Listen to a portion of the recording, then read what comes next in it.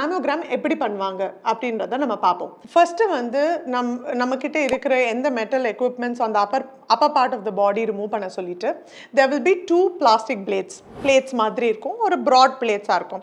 அந்த 2 பிளேட்ஸ்க்கு நடுவில் வந்து பிரெஸ்ட் டிஷ்யூவை வச்சுடுவாங்க. அண்ட் அந்த 2 பிளேட்ஸ் வந்து பிரெஸ்ட் டிஷ்யூவை கம்ப்ரெஸ் பண்ணும். அப்படி கம்ப்ரெஸ் பண்ணும்போது கொஞ்சம் அன்கம்ஃபர்டபுளாக இருக்கலாம். முன்னாடி காலத்து அந்த மேமோகிராம்ஸ்லாம் இருந்தது which were very very painful.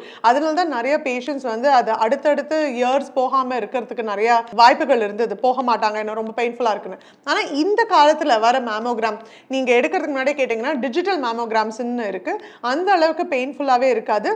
S I agree, அன்கம்ஃபர்டபுளாக இருக்கலாமே தவிர ஆனால் அவ்வளோ பெயின்ஃபுல்லாக இருக்காது. ஸோ இப்போ வர mammogram hardly takes like 10 seconds ஒரு 15 செகண்ட்ஸ். ஏன்னா அந்த பிரெஸ்ட் டிஷ்யூவை அந்த 2 பிளேட்ஸ்க்கு நடுவில் ப்ரெஸ் பண்ணோன்னா there will be images. So radiations, ionising radiation சொல்லுவோம். எக்ஸ்ரேல அது போய் எமிட் ஆகி ஒரு ஃபிலிமாவோ இல்லைனா ஒரு கம்ப்யூட்டரில் ஒரு இமேஜாகவும் சேவ் ஆகிடும்.